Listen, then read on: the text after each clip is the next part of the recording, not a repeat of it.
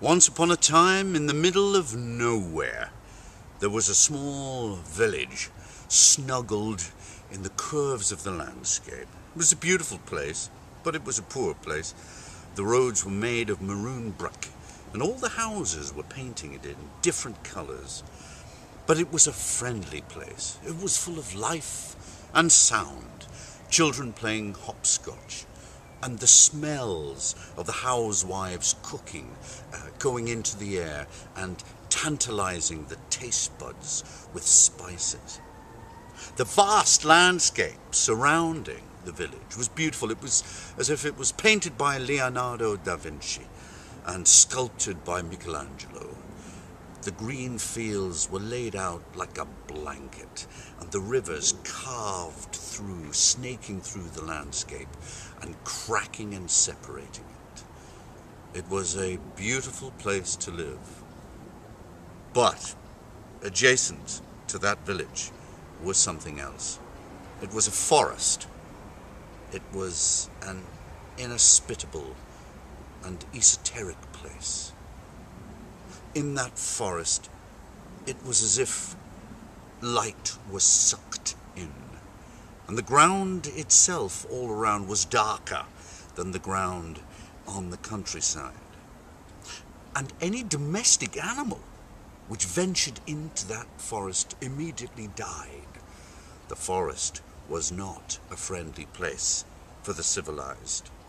And at night time, the screams and shouts that emanated from that dark wood of predators and prey infected the dreams of the villagers, and they were able to pass on nightmares to each other. Well, in that village was a cottage. It was the nearest one to the forest, and in the cottage lived a girl called Red Riding Hood. She was ravishing. Her hair was chocolate black, and her eyes were the colour of pools of glistening water. She lived there with her mother, and she was very happy. But there was one question that nagged at her all the time in her short life. She had never met her father, and she wondered who he was. She wondered where he was, what he was thinking, what he did, what he looked like, if he ever thought of her.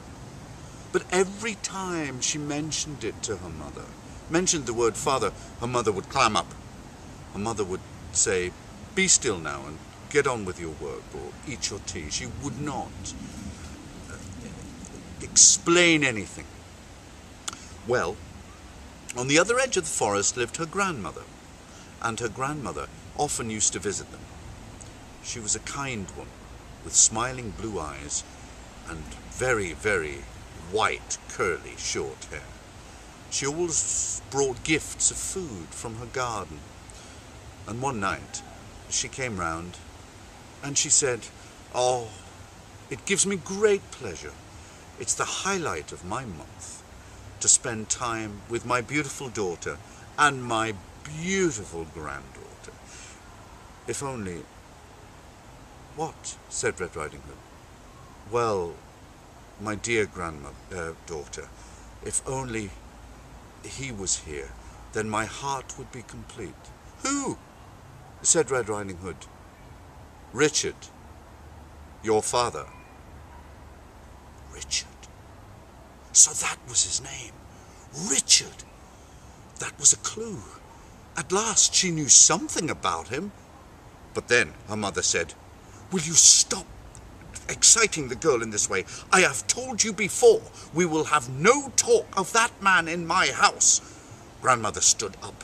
She clenched her fists and she said, "Daughter, we need to talk. We need to talk about this. The girl must know." "Well, come into the other room," said Mum. They went into the other room. Red Riding Hood was alone in the kitchen. She wondered what they were talking about. She stood up, she sneaked to the door, she listened. She heard arguing. She heard something drop, something smash. "I will not have that man's memory in this house," screamed her mother. That was it.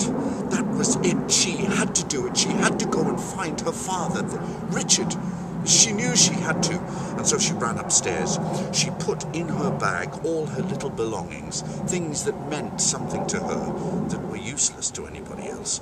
And she leapt out of the window onto the oak tree and scrambled down, and she started to run. She ran through the village. She ran and she ran and she ran. She never knew how far she ran, because her mind overtook her body, and now she was living only in her mind. As she ran, she found herself on the edge of the wood, the inhospitable wood, the creepy wood, the wood that sucked in light. And she knew she had to go there. She ran into the wood, and as she did so, it was as if the wood reached out and pulled her in. She walked among the silent trees like a cathedral around her. But she had a feeling she was being watched, a prickle on the back of her neck, watched from the darkness of the undergrowth.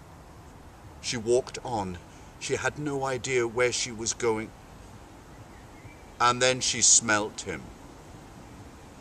And when she turned, she saw, standing behind her, a 7-foot wolf, looking at her, looking down at her from his hind legs, and then grabbing her by the shoulders and dragging her. She screamed and lost consciousness. When she woke, she found herself in the bole of a tree. She smelt the sap of the lifeblood of the tree. She smelt the freshness of the green, and she knew she was somewhere safe. A shadow was there. The shadow looked down. It was a man. She said, "Please, please don't hurt me." And the man said, "I would never hurt you." And she said, "I was attacked by a wolf." And the man said, "Red Riding Hood, that wolf was me. I have to tell you, I am a werewolf, and my name is Richard. I am your father." And that is the end of the story.